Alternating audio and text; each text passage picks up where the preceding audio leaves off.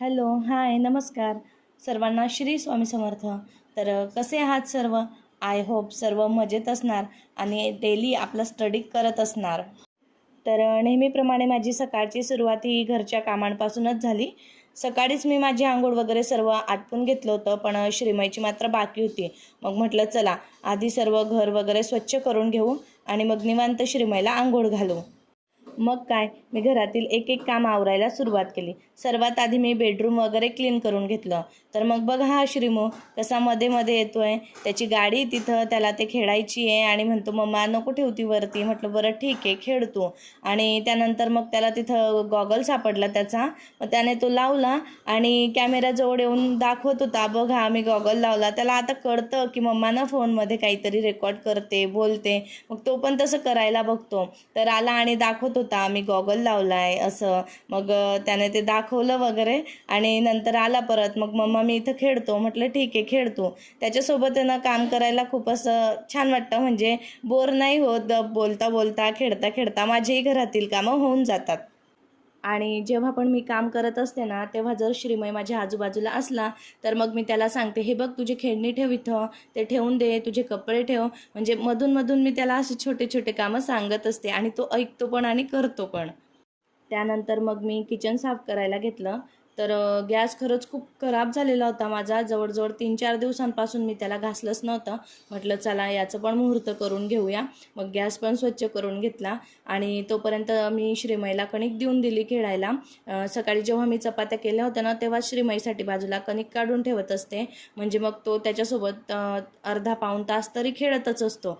आणि मी काम पण करत असले आणि श्रीमय जर माझ्याजवळ नसला ना, तर मी मध्ये मध्ये जाऊन असं बघत असते की श्रीमय आता काय करतोय. मग तो कणिकसोबत खेळत होता. मग त्याला म्हटलं वाव छान, काय बनवलं तू, खूपच छान, खूप छान दिसतंय.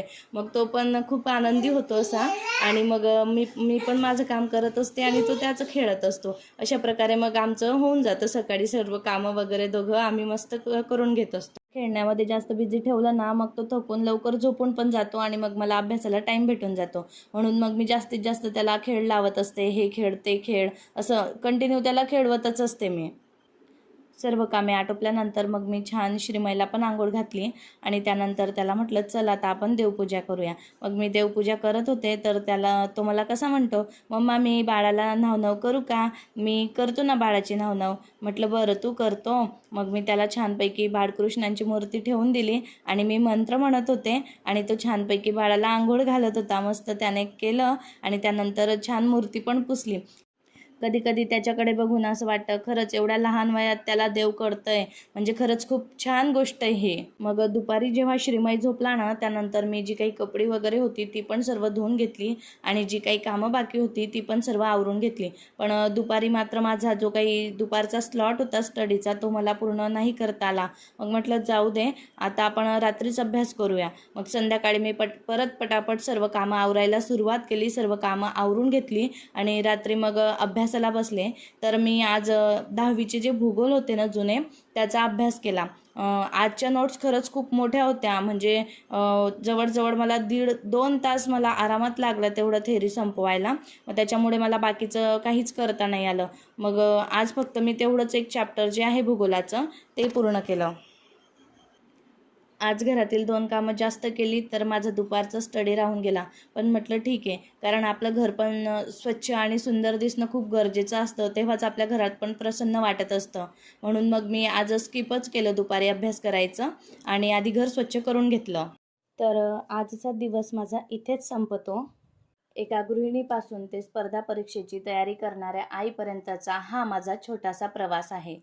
प्रवास तुम्हाला आवडत असेल तर माझ्या या प्रवासात असेच सोबत राहा. तुमचा पाठिंबा कायम राहू द्या. आणि हो, व्हिडिओ आवडला असेल तर सबस्क्राईब नक्की करा. Thank you for watching.